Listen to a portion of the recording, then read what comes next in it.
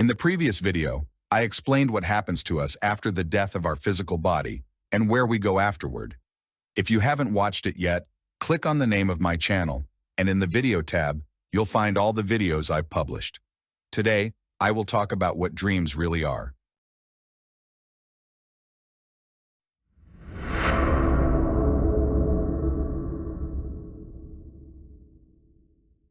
Have you ever wondered what dreams really are? What are the experiences we go through during them?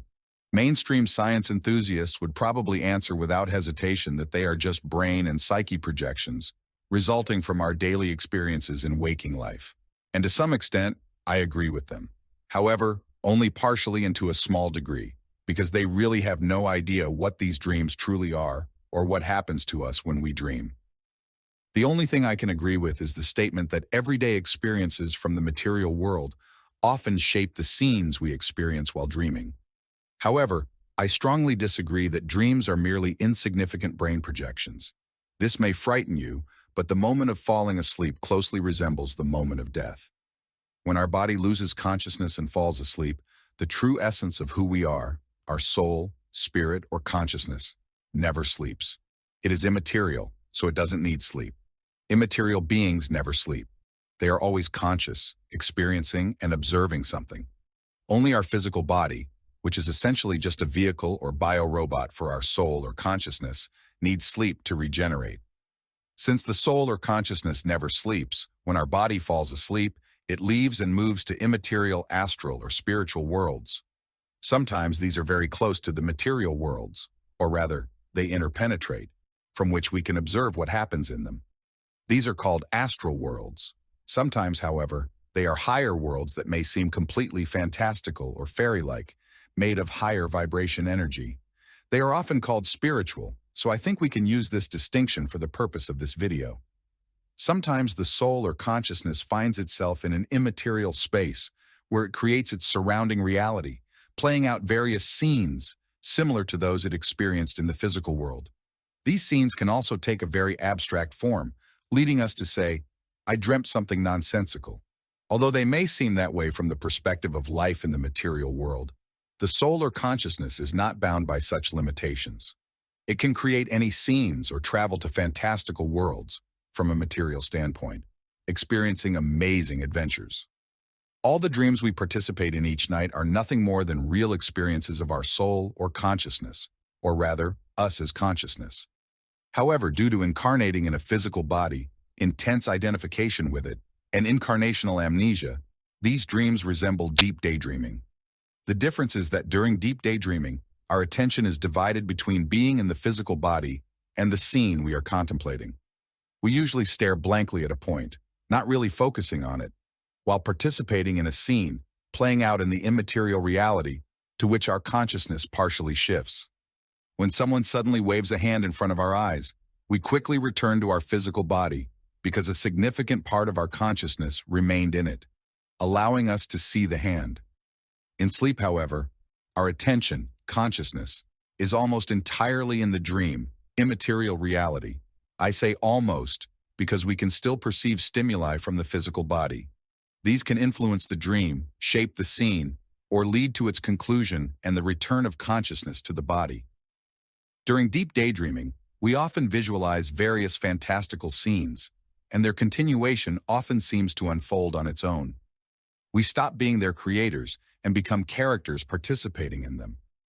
When our attention, consciousness returns to the physical body, we sometimes think, wow, my imagination really ran wild, or that was completely unrealistic and would never actually happen. However, while in the scene, its unreality doesn't bother us. It absorbs us, and we treat it as something genuinely happening. Don't you have similar thoughts after most of your remembered dreams? In dreams, the scene engulfs us even more because consciousness temporarily leaves the body. Not entirely, of course, since as long as the body is alive, consciousness remains permanently connected to it. The process of creating these scenes is quite similar to what happens during deep daydreaming. Right before falling asleep, various thoughts are still drifting through our minds. When our consciousness finally leaves the sleeping physical body and moves to immaterial worlds, it often creates scenes in its own immaterial space based on these thoughts. Scenes can also form based on thoughts about intense experiences in the material world. Sometimes, instead of creating them, our consciousness travels to already existing immaterial worlds. Occasionally, the scenes take shape in existing worlds, making our personal space not entirely private. In reality, everything is interconnected and interpenetrates, despite the illusion of separateness we perceive in the material world. It doesn't really matter whether consciousness creates scenes during the dream or travels through immaterial worlds. All these experiences are usually lived as if they were those from deep daydreaming. We engage deeply, even though materialistically unrealistic things happen in them.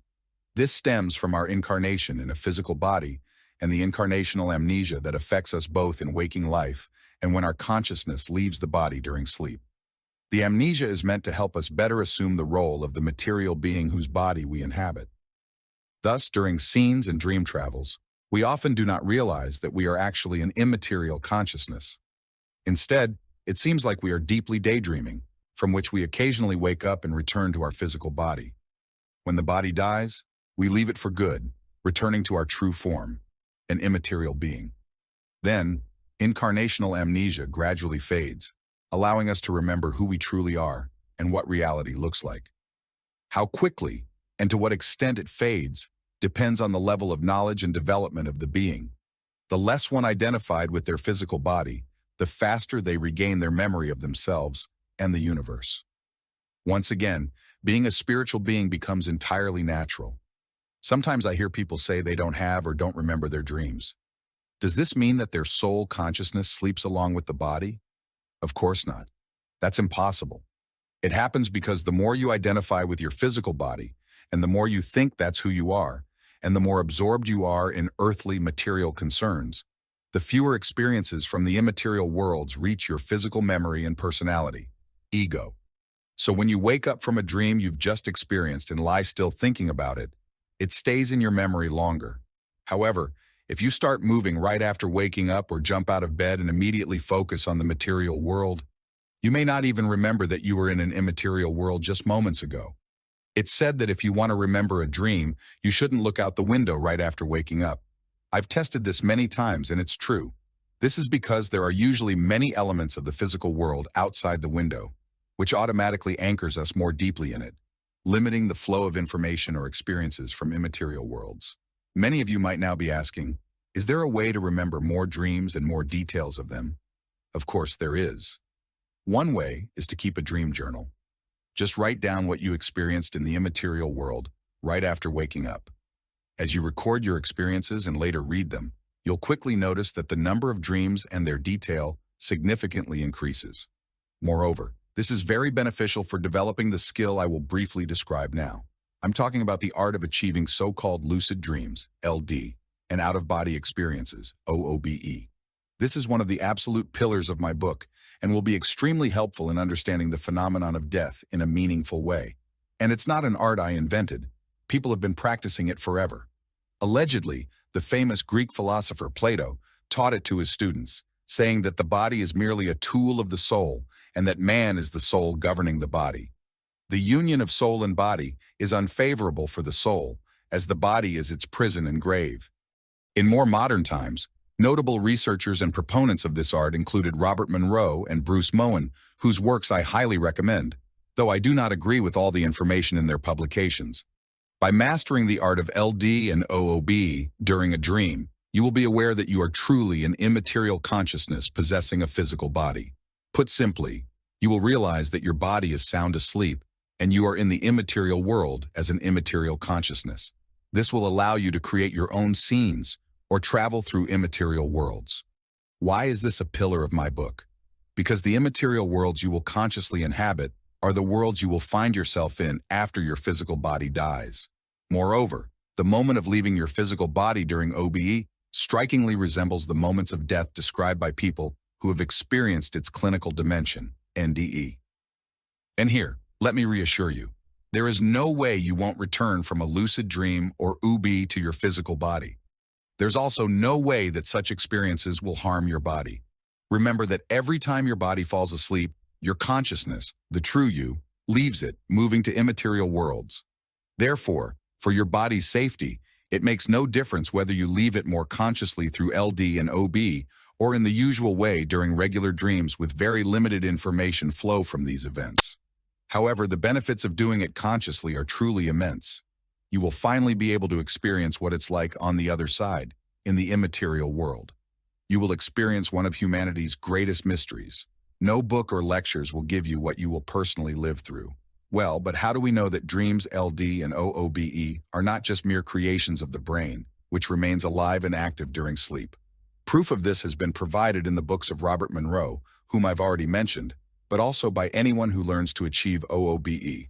I'm referring to situations where, during an out-of-body journey, as an immaterial being, you find yourself in a specific place that really exists in the material world, but where you have never physically been. You can observe it, and upon returning to your body, describe it to someone familiar with it, who confirms that it indeed looks like that. This could be, for instance, the interior of someone's house that you've never been in or seen in photos.